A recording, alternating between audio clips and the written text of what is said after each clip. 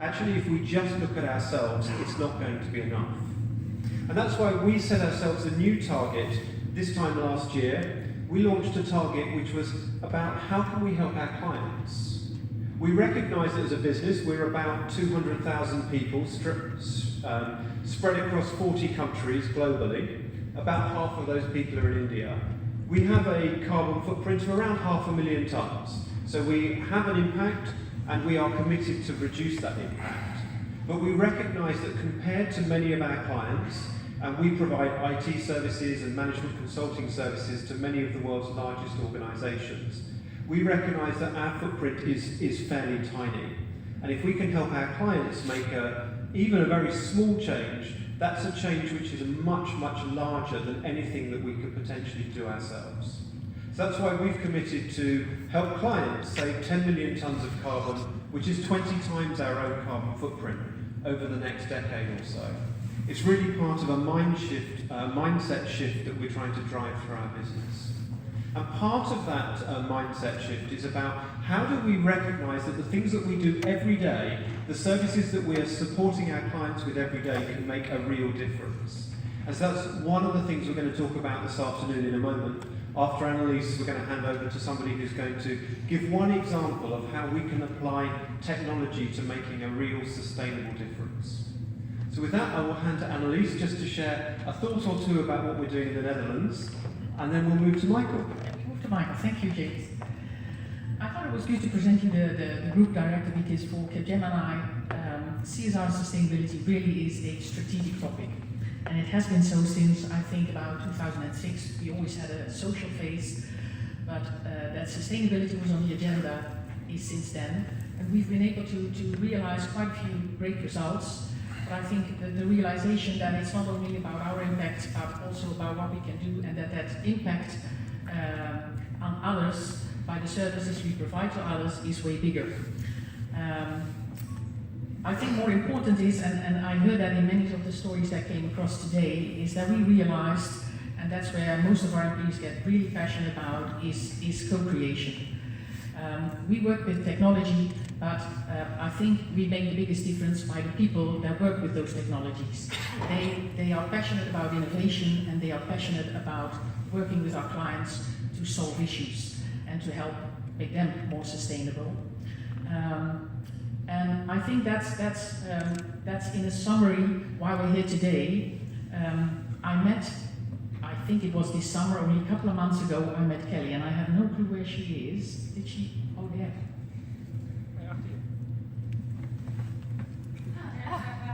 You have a way of disappearing. Yeah. Yeah, that's not good, that's not good. Now, I think it was a couple of months ago that I met Kelly at Capgemini. She was trying to explain what the Global Sustainable Enterprise System was all about.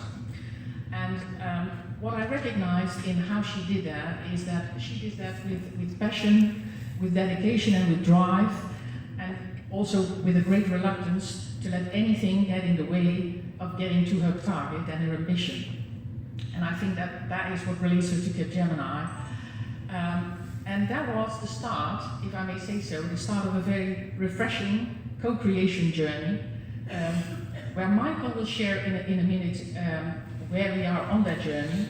And I hope that by the end of today, we find a lot more travel companions on that co-creation journey, because that's your ambition. And for me, I'll finish now to leave it up to Michael to tell the story, which is really interesting and innovative. I would like to thank you for being here, and I hope you really joined that journey. And I would like to thank you, because you are the inspiration, I think, behind this system and why all these people tell their stories here, and it's great fun to work with you. Thank you. Thank you.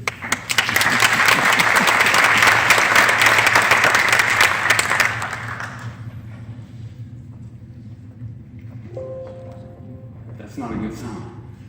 Let's see. So good afternoon, everyone. My name is Michael. I'm an architect for Capgemini, and well, I'm involved in several projects where we design systems that work on blockchains, and I will try. Okay, let's leave it loading a little bit.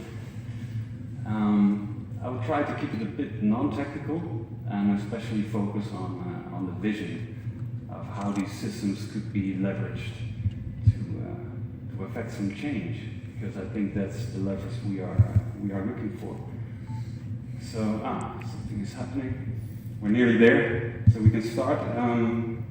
As I said, it's not going to be a very traditional IT presentation. It's going to be more of my personal search for what nature can teach us, and what systems can do, and well, how to synergize this stuff into something that creates exponential value instead of, you know, linear or one-sided value. So I believe we are ready to go now.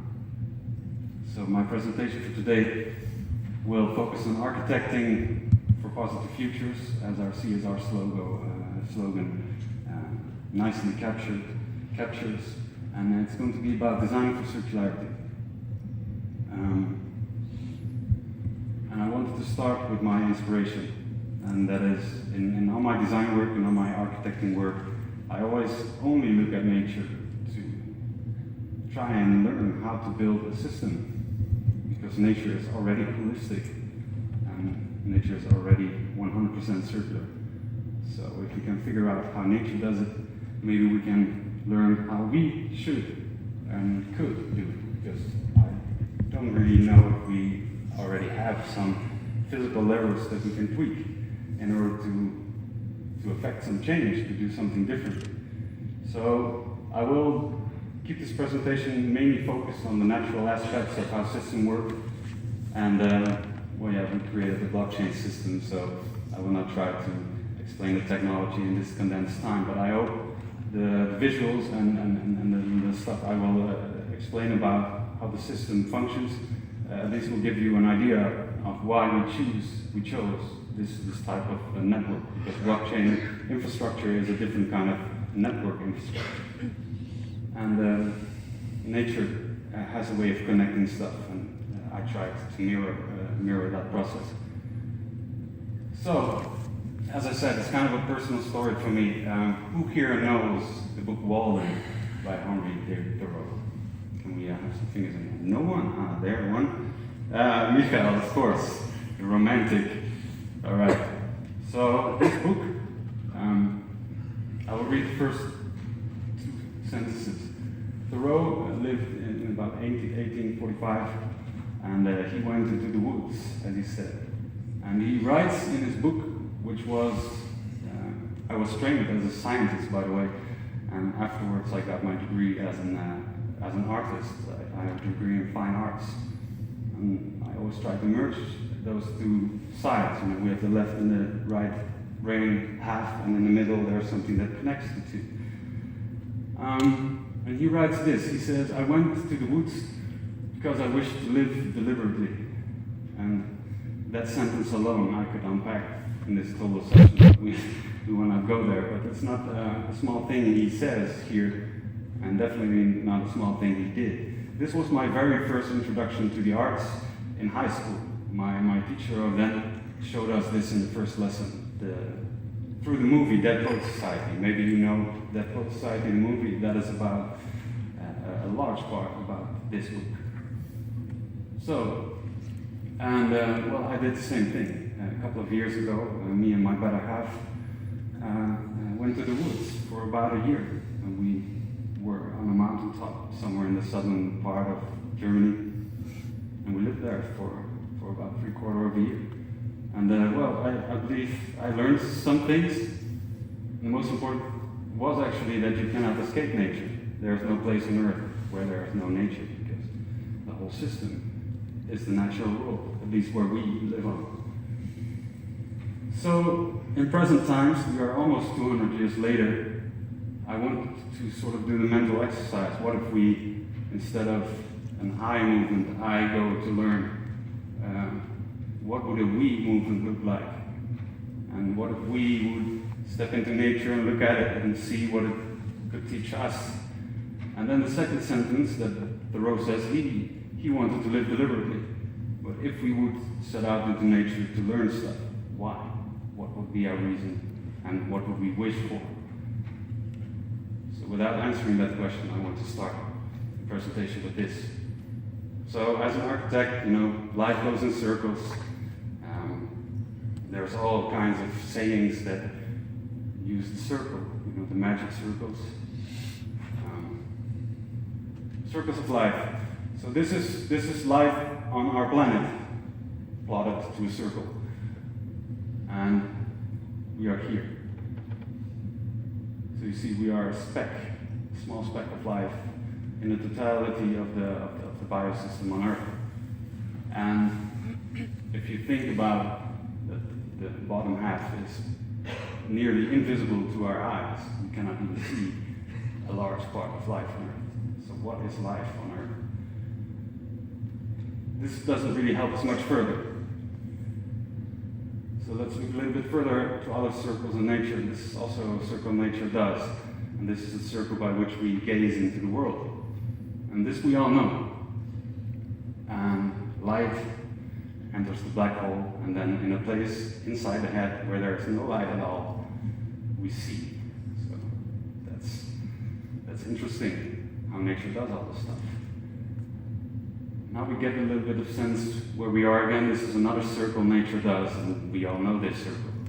It's our planet, it's the system we inhabit, and well, even though we recognize it, it's a little bit a different perspective than we normally see, right? It's strange. So it's okay. But we know at least where we are again.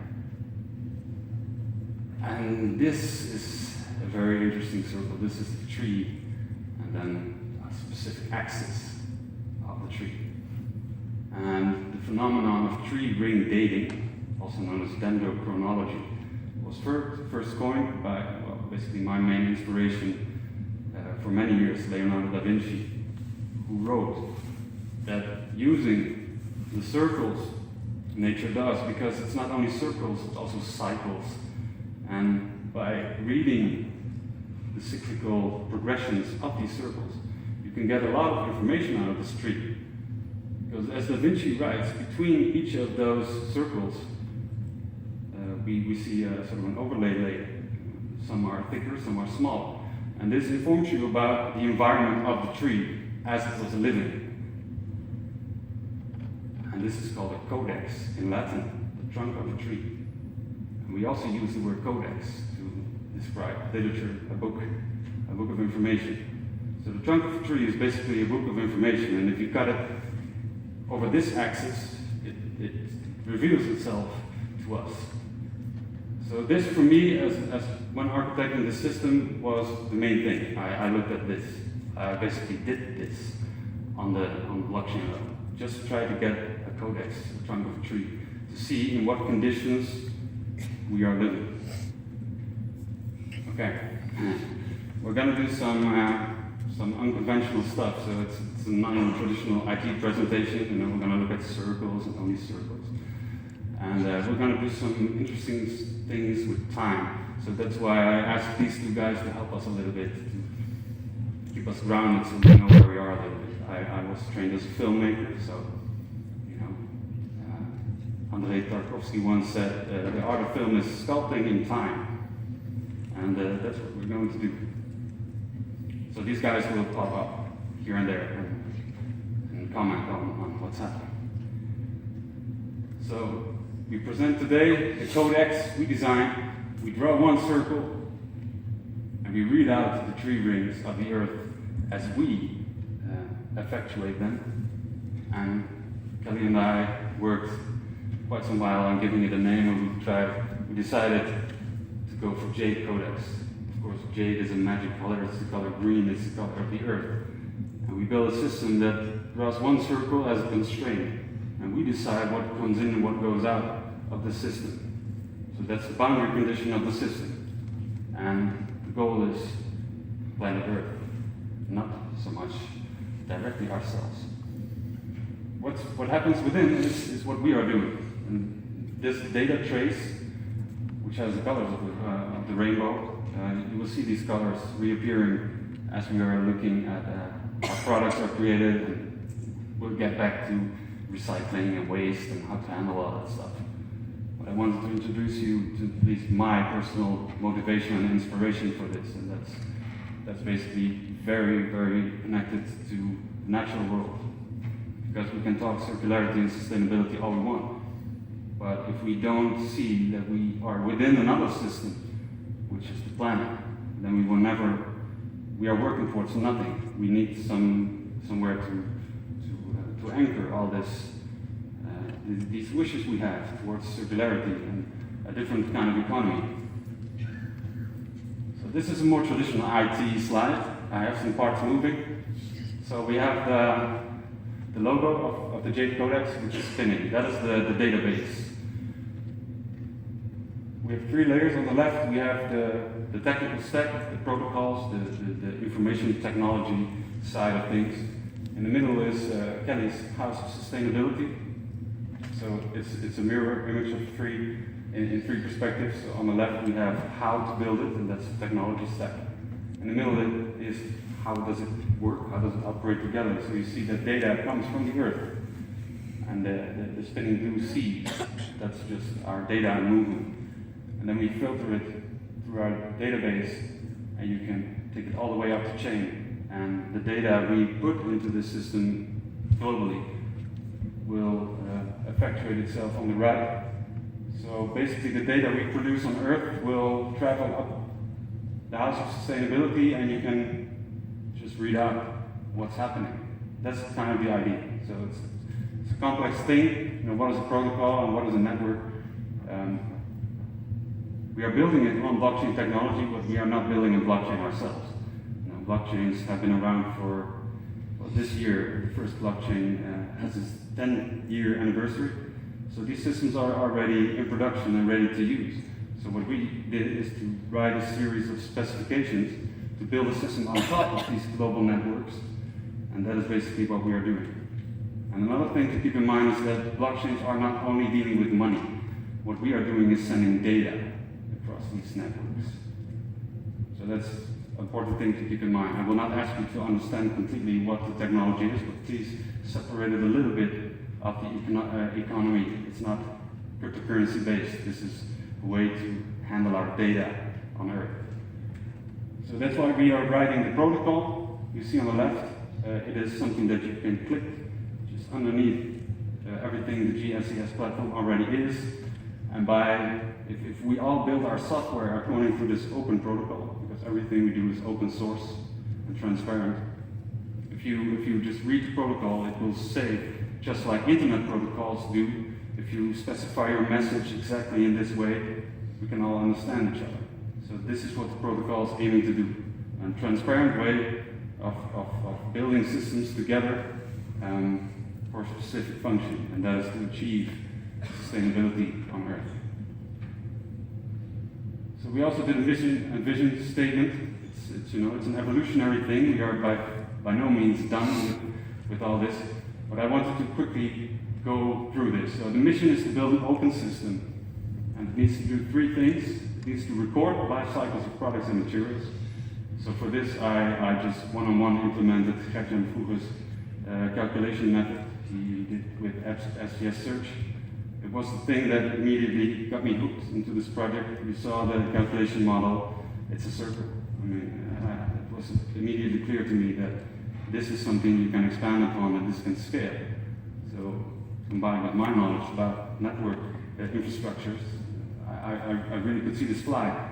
So a system to record, to trace, so that's what a blockchain does really well, right? We put data in it once and it will never get out of the database. So if we use a piece of iron today, and we recycle, and in 500 years, some production process uses that piece of iron, we can trace it back all the way to where we started to handle our production and our processes differently.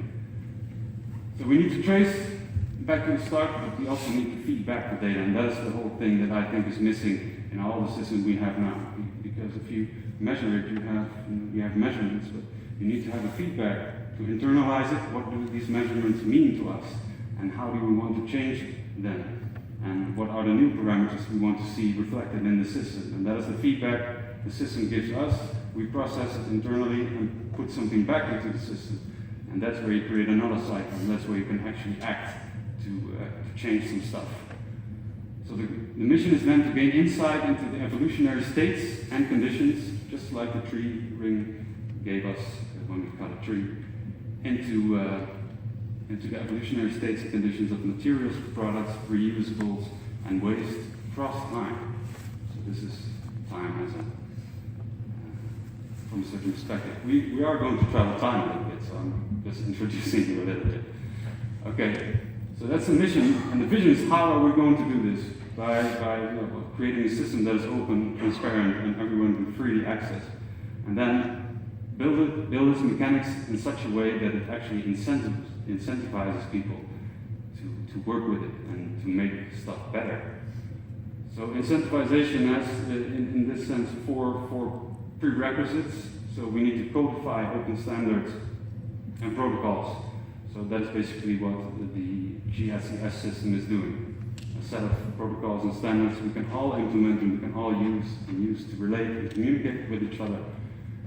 And we need to codify them, because every time an automated instance occurs, it can be a smart device that does something, it can be a machine that does something automatically based on sensor input, or it could be humans doing stuff, but the future is automated, and so we need to codify the rules and the goals and the logic we want to operate with on Earth. So that's the first thing of the vision. Let's codify the things we want to achieve.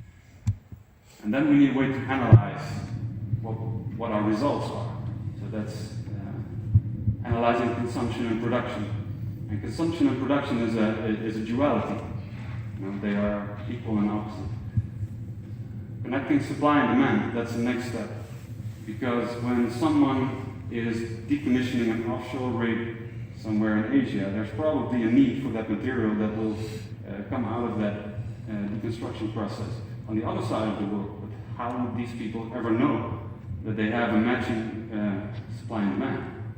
So that is also polarity that is bidirectional and opposite that we can map, and then we can start to balance them out. The last one is matching them, and that is the final layer of what we aim to do, and that is the marketplace where this database can start small. You can just put your own company in first, but then if you have recycled materials that cannot go directly back into your production process, you can simply sell it on the marketplace, where we balance the supply and demand of production and consumption. So, and then we hope to facilitate active sustainability, because we need to act. We can measure all we want, we can talk about it all we want, but something needs to be done.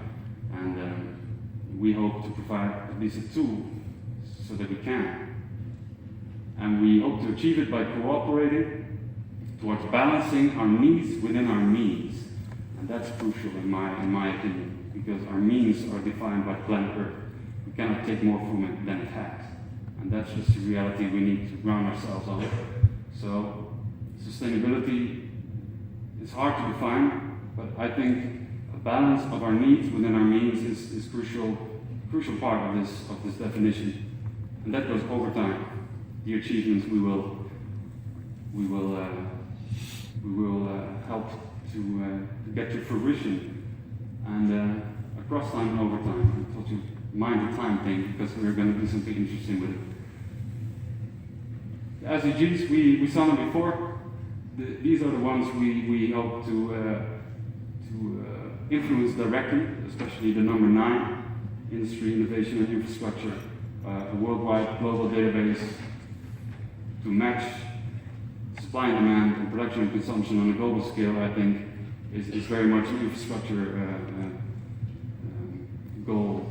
And number 17 is also very important to get this done, because we need partnerships. The database will not work if no one is using it. So yeah, we need to cooperate. That's critical. We can plot it to a circle, of course. I told you I love circles and circular design. So we have the database spinning in the middle. On the right, we have the perspective of the Global Sustainable Enterprise System and the data that is fed into the system, which automatically gives you a readout of your companies or your entities' achievements. So right now, this comes from Denmark. They actually did this plot. How are they doing over time? As you all know, the SDGs has goals for 2030, and they have indexed them. So now we can see if time is running, and we have this database where we measure what happens to products, so which virgin materials go into a fabrication process, what products come out of that, and how do these products deconstruct again. That's what we aim to measure. And if you measure one cycle of time, this is going to happen. So the wheel of time spins, and we measure it, and after a while we get a readout of how well or less well we are doing. And you can set your own targets, and you can measure. That's the feedback. And then the reverse feedback that needs to happen. Okay, what now? Are we satisfied with this? Do we need to change stuff? How can we change it? So the model of the database. Now we are going a little bit more systemic, a bit more technical. Bear with me, I color-coded everything, and I hope it's doable for people that do not often read flowcharts and stuff like that. So this is Gert-Jan's calculation model, and the formula. We're going to add some formulas to today as well. So this is basically the circular calculation model that I got inspired by. So every product can start, be it a bio-based initial resource, a virgin material, reused. For a system engineer like me, it doesn't really matter what the initial state is. The thing that matters to me is that this can go in cycles, and this can go forever, basically, because as long as you have materials that you can reuse, you can put it back into the production process again. So the data points then over time give you the readout of the circular product footprint, and that is the formula you see on the right. The network model I briefly introduced already. On the left we see how most of current infrastructure is connected. So everything connects to one main hub, usually a big corporation that stores all our data, that handles all our processes. And if this middle connector drops off, gets attacked, or just experience a temporary fail, all the satellites around it lose their connectivity as well. So that is not a very durable way of constructing infrastructure in our present day. On the right you see a blockchain type infrastructure, and a blockchain is a distributed peer-to-peer network. So that means that every participant in the network is an active participant of the network and engages in sharing information, storing data, verifying what is happening. And that's a very much more resilient type of network, because basically the whole bottom part could be cut out of it, and then still the network would have all the data it needs and have all the connections it needs.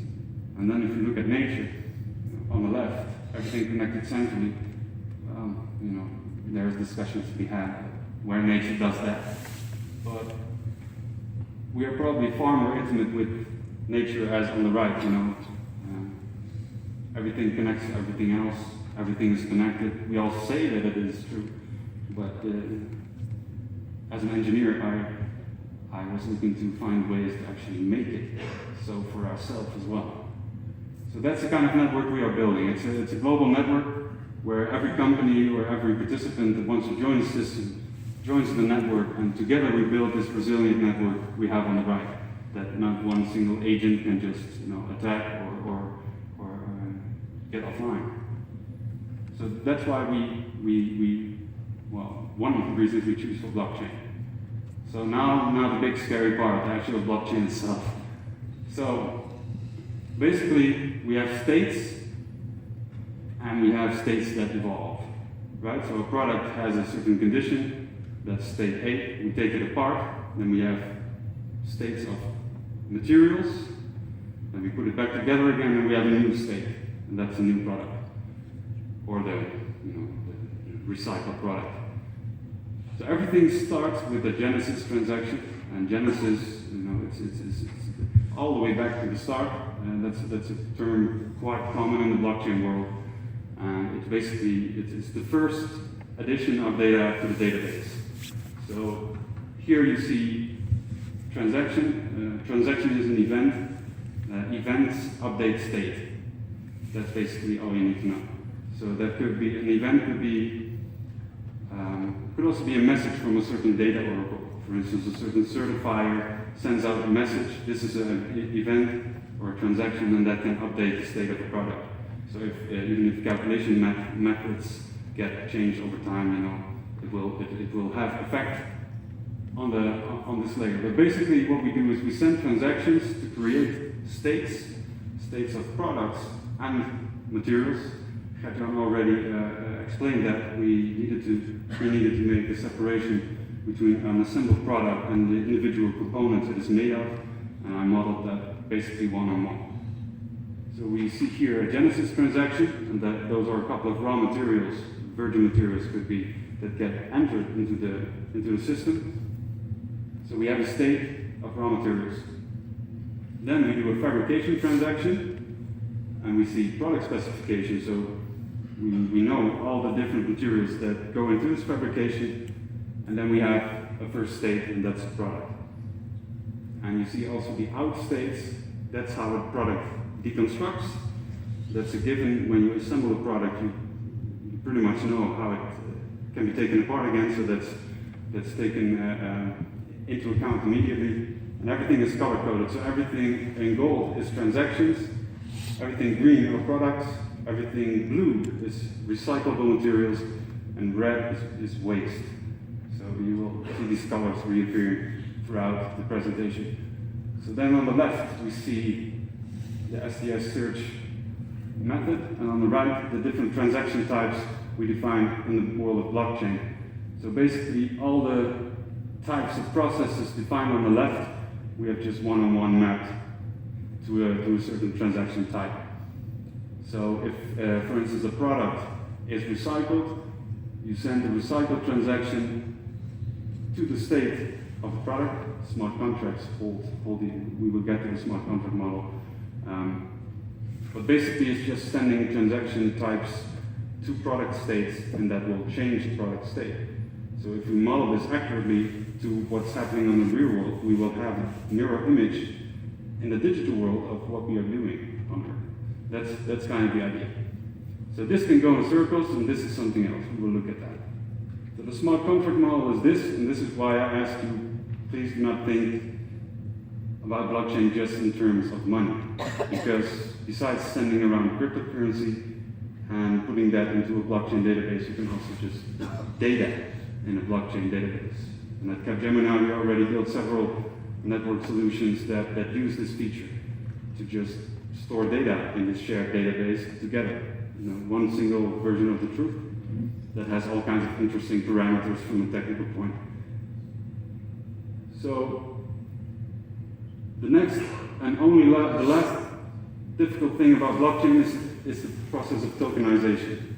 So any product we have, for instance, this table, we could deconstruct probably this top part comes off, and then we have a solid bottom part. So if we would want to put this in the database, we have two parts, the bottom and the top part, and they are tokenized. So for every part, there is one token. And that's why the separation with money is gone, because value is something different than money. And the value from these tokens we use comes from the products they refer to. So if you have a very expensive, very nice table and that is tokenized, then these tokens are probably worth more than the tokens for this table. No disrespect to the table, but you know, it's not a really nice table. So probably the tokens won't be worth that much. You know, so value comes from the world and not from some digital thing. It's just a twin, a copy, a mirror image of the physical world we make in the digital world. And that sort of works like that. We send transactions to a state, and that leads to a certain output. And depending on what material is defined, or what product is defined, the behavior of how it deconstructs. So the outputs, we now see two blue outputs, tokenized recyclables. So you can understand that if you have a product and it deconstructs into their individual tokens, you can just sell the token to someone, and you can sell the rights to this product to someone. And that is the power of the marketplace on top, because all the products are already defined in a tokenized way. You can sell them immediately without any extra effort. It's basically just an extension of the model. So, now we're going to talk about time a little bit again. Because blockchains, they go linearly. One block every X seconds, minutes, and it just gets appended and appended, and we have the genesis, the start of the thing. After that, it just goes linearly. And we saw in Kajan's model that it goes in circles, so how do we bring these two together? Okay, this is, now we're going to get a little bit more technical, but just watch the colors if it's too chaotic for you. So we have a first life cycle and a second life cycle. And the first part is what we just saw. We onboard materials, we specify how they are constructed into a product, and then the product gets recycled. So we take it apart. And then we have state that contains raw materials plus recycled materials. And now you can, in your second life cycle, you can do a fabrication type using the recycled materials, and then you get a product that, differently to the first life cycle, now contains a part of recycled materials. This is, of course, an abstraction. You can show the secondary material streams. So we see that in the first life cycle fabrication, there is some production waste. We see that in the second life cycle, we need to add a little bit of new material. We do a genesis transaction, probably because even if we recycle a product, we will still need to add some new materials to be able to create a new product again. But at least in the second life cycle now, we have a partly recycled production process that uses recyclables.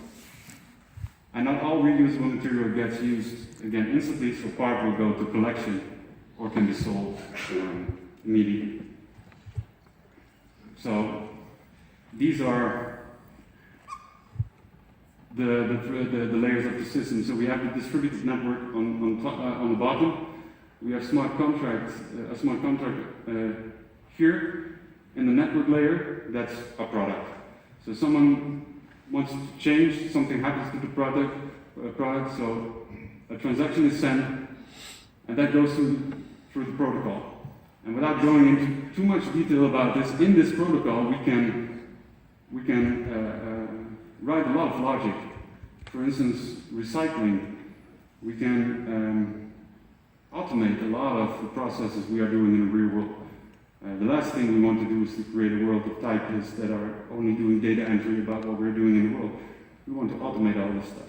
We have sensors, we have all kinds of interesting technologies to use. So recycling logic, for instance, can help you when you are recycling plastic bottles. It has been said already, if you know the molecule, then you could probably predict the way it deconstructs if you apply recycling method A, B, or C to it. And of course, deconstructing something by taking a screwdriver and taking it apart will effectuate differently on materials than, for instance, chemical recycling will. And we can define a lot of intelligent things to automate these processes on the protocol layer. Vice versa, a lot of things are impossible to do. For instance, if you have lead, you can recycle all you want, but it will never turn into gold, probably. So that's something we can constrain as well on a system level, so that all the data that flows through it actually makes sense and adheres to the natural laws. So if we, and for this system, we want to invite a lot of experts. So everyone that hears this is invited that has some domain knowledge on how to automate this system further and further. Transaction logic, of course, elementary things like you cannot spend tokens you don't own. You cannot create materials that aren't there. All kinds of helpful logic, but also domain logic. For instance, we all have products that come from assembly lines, so we don't need to enter a product 1,000 times. If we have one or two good entries, we can vote a little about which one is the best, and then we go just for a template model. And then you get domain logic. For instance, laptops. How do we define laptops? Do we need to do that over and over, or can we define some shared logic for this? And that's basically the protocol layer that handles a lot of things we can actually already specify logic for. And then the transaction traverses through the whole system, gets aided by the logic, and then there are constraints. Like I said, you cannot spend negative balances. There are no negative balances in the world of blockchain. And then a new product state will emerge. And you see a lot of lines. There's a black dotted line, this one in the middle.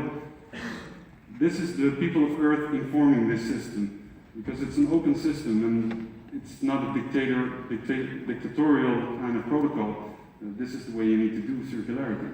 It's informed by the whole network, and if we think we need to update and improve on the protocols, that's kind of the structure it has. We need to improve upon it. It's an evolutionary system as well, because we will probably learn a lot of things once we start, actually acting upon this stuff that we want to feed back into the system itself.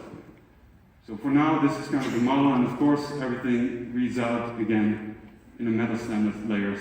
This is where people specialize. Obviously, I'm a little bit less introduced into all the ISO standards and the LFAs and well, but at least it's metastandards. They are codified, and you can just parse all the data through it, and it will adhere to what we want, pretty much automatically.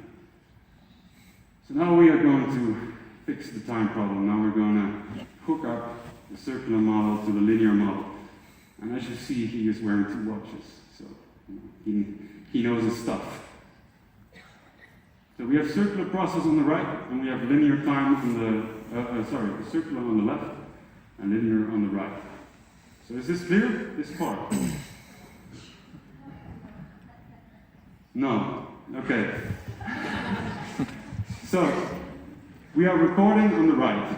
So we have a product, some stuff happens to it, and we have a new state of the product. It gets, we have some kind of assembled thing. We take it apart, and some of the individual components get used into a new state.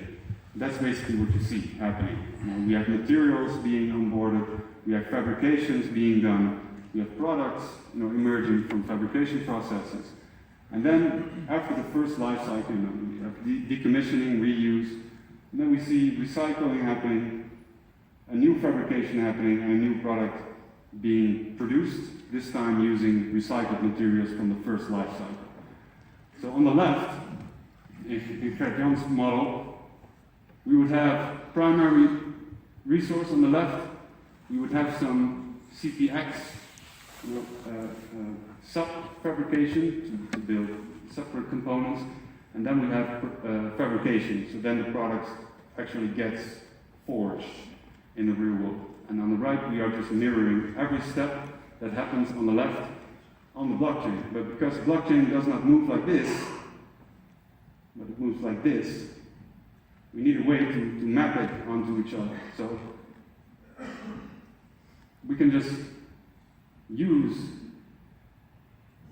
the data that a certain state holds. So for instance, a product is a smart contract, and you can read out in what materials this product will deconstruct. For instance, it will give you 3 metal bars or 2 pieces of wood. So if you see that already in the product state, how it deconstructs, you can, on the other side of the world, already start to keep in mind, hey, if that material comes available, I want to buy it because I can use that stuff for my production process. So that's kind of the idea of the system. So the circular model on the right, on the left, a linear on the blockchain. And now we're going to connect them. And then you sort of get this. First life cycle, second life cycle, the product appears, gets deconstructed again, third life cycle starts, and this can go on and on. There's no end to it. As long as we have storage space, this will work. So let me rewind it one more time. We have 3 layers. So the thing on the bottom, that's our data points over time. How did we build this product? What materials were used? What fabrication process was used? And that's, time going in circles, us using materials. And if you see, for instance, the blue line over here you see the data points that this clock is pointing to. You see that? And that is basically the data trace on the bottom. That's how you can plot data on a circle and make waves of it that go over time. So in the middle, you see the circular process, and that keeps turning, and the arrow of linear time just keeps growing. And on the top, you see the model, and that data goes through SVS Search's circular model, and on the blockchain, it grows over time as data. All right, let's continue. So now it just gets easy peasy. We have a smart contract of the product. We just read out what's the CPF value when we've constructed using these materials, and this is the way it will deconstruct when we decommission the project. We just request data, and that, in our day and age, it's scanning a QR code. We can track and trace and get data from all kinds of objects using RFID tags. All kinds of sensors can be used to read out data about materials.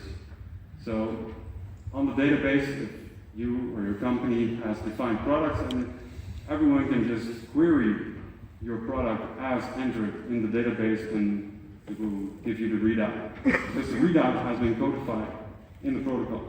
So the protocol knows what the CPF value is and how it is calculated. So you don't have to calculate it anymore.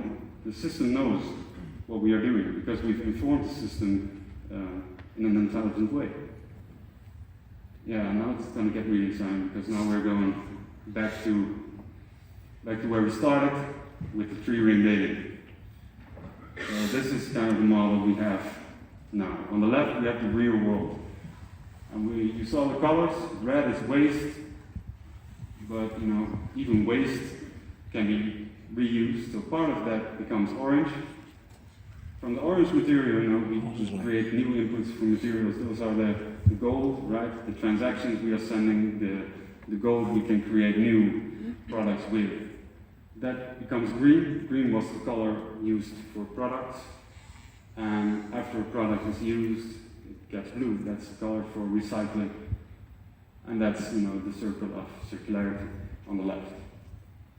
The recording part is the smart contract rule. That's the kind of, the context thing with all the arrows and the colors.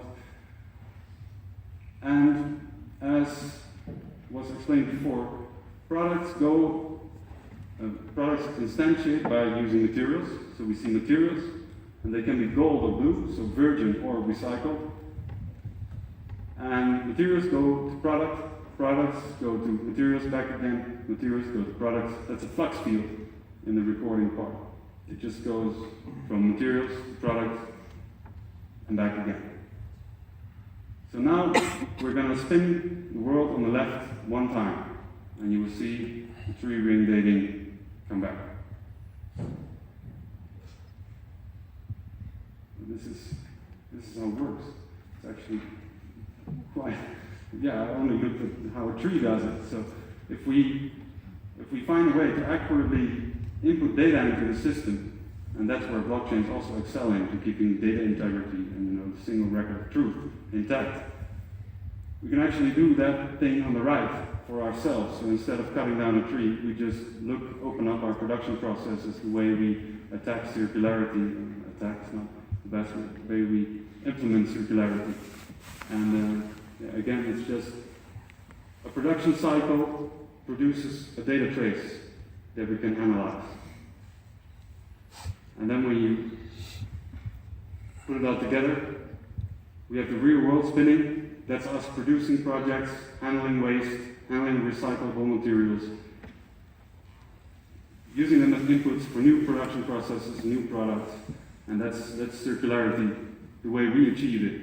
And the colors indicate how well we are doing it. How much red are we producing? How much blue are we reusing? Then in the middle, the data recording. For every evolution, there is one cycle, so there's one tree ring. And this cycle we can read, and we can see how we did it, what were the conditions. Just like a tree shows you in what conditions it grew, how much rain there was, what the temperature was. We can see in this data trace how we produced the product. And on the right is our data feedback over time. So we can look at this data and analyze what are the results of what we are aiming to set out to do. So on the bottom you see the level of circularity increases if we do it in a more holistic and more balanced way. The life cycles increase +1 each time, we do a production cycle. So each time we deconstruct a product, we reassemble it into something else, we have 1 rotation of the middle wheel, and that's +1 life cycle. And then on the right, when we analyze all this data and feed it through the protocol that knows how to calculate the CPF score, we see our CPF score rise as we try to impact our processes. So this is a three aspects of capturing circularity. And I think that if we are able to produce these 3 layers of looking at data, these 3 perspectives, we can actually do something with this data. And that is what you see on the right. If it doesn't please you what is coming out as a CPF score, you can look on the left. How are we producing stuff? How are we reusing stuff?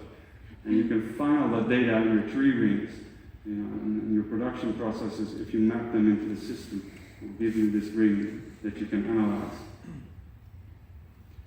So then we have the total,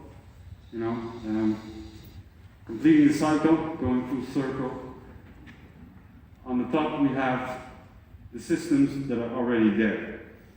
So we already have the Sustainable Development Goals, and we can use them. We can plot them, we can measure them, there are targets set for them. In the middle we have the GSES System, and that's also what's already there. You can go to the website, and that pretty nice little dashboard on the right is already available. And now we will click underneath it, this database system, so that all this data can travel up the network through the standards into your readout. And with that readout,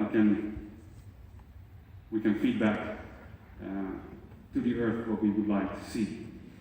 So then we have codified open standards and protocols, which we can analyze. We can connect supply and demand, because it is shared data. We are sharing the data, so we can start balancing stuff out, and we can match them in an open value network. And that's basically a marketplace that connects all this tokenization of products.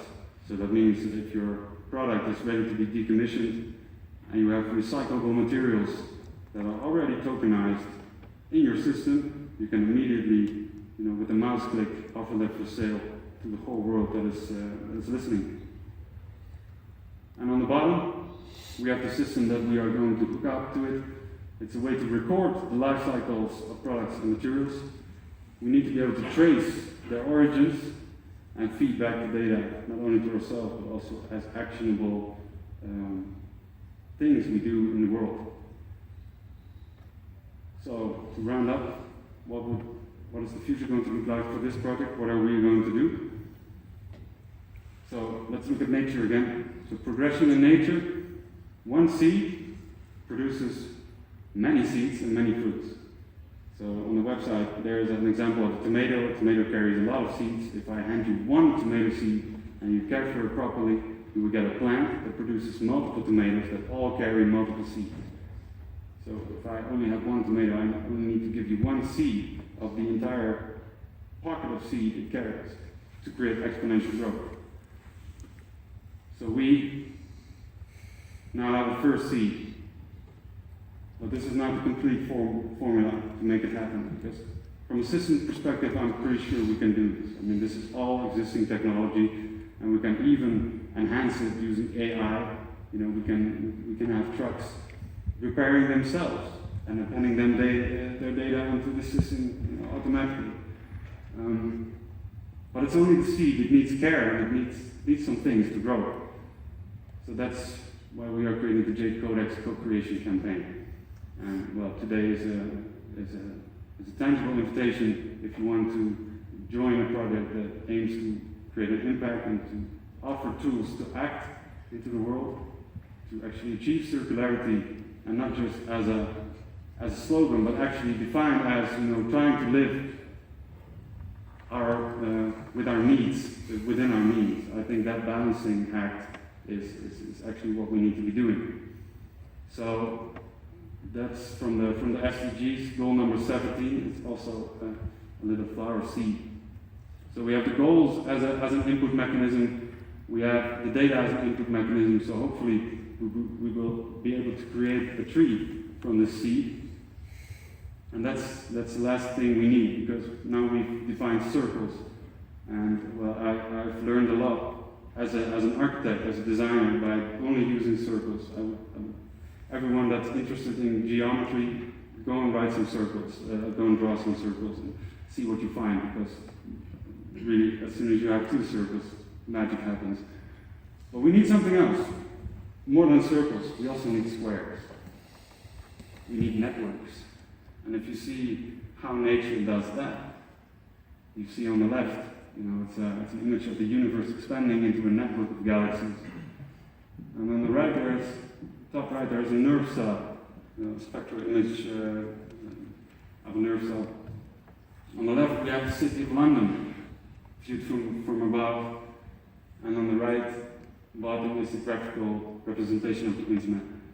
So we see that this structure is also a structure that nature does. And it does this when it needs to connect everything. So we need networks to be able to connect to each other, to connect our production processes to each other. And I even think our missions and visions and our wishes should be connected to each other. So when you see the graphical representation of the internet looking like this, we are here.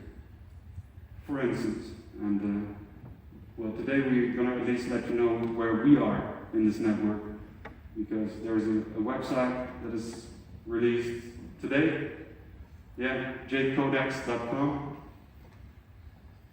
And in ancient Asia, this was called squaring the circle. And that is the total formula for exponential growth, at least as the ancients knew it.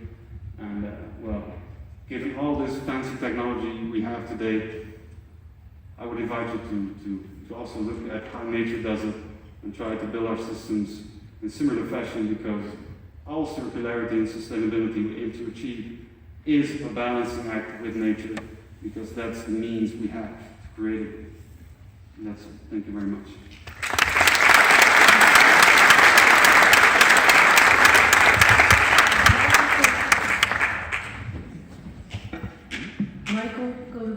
Thank you very much. He's the wizard of blockchain of Capgemini, and we worked a lot together the last months, so that was a great project. He translated our systems into blockchain technical specs, so that we can do this together, so that we can make this system. And with Michael, also other people of Capgemini, we will announce them in a moment. Were working with us on this project. It was very great. What we learned today and what we're trying to show you is that MDI developed tools that are making applied sustainability possible. So don't pursue sustainability, but live a lifestyle or work style where the byproduct of that lifestyle or work style is a sustainable world. And we have a short summary because you had a lot of information today. Happily, we have a lot of videos that you can show, that you can watch when you're at home to process everything. And now we want to show you the video, the animation explainer of the JADE Codex, the database, to make a good short summary for you. Thank you very much. Circular value is important, but it's hard to find out exactly what the circular value of a product is, let alone quantify or liquefy it. Because of the intricate production processes and multiple recycling options, you can't really trace the true origin of a product. You can hardly take a plane to track down every step in the process. That's why we created JADE Codex, a digital twin of our planet, which gives you a clear overview of a product's circular footprint. You can follow the path of each component of a product, from raw material to finished product. Basically, this is how it works. Each product is a tokenized series of different components and materials. These tokens are forged into a product, which can be deconstructed again into separate materials that can be reassembled into a new product, enabling second life cycle tracking. This way, you can track every product and its components back to their raw materials, even if they've been recycled. Reuse, recycling, and waste processes are included, so nothing gets lost or disappears without it being accounted for. This database is created on an open source blockchain. This ensures transparency. Everyone can access, check, and audit the information provided. No one can alter, corrupt, or steal information. The only ones with control over a product's properties and parameters are its owners. This makes sure all information is up to date and correct at any given time. Through tokenization, we make circular value liquid and make it easy for it to be traded in the market. This way, circular value is no longer just a side note on a producer's website, but a real asset, and maybe even other USPs. JADE CODEX, completing the cycle.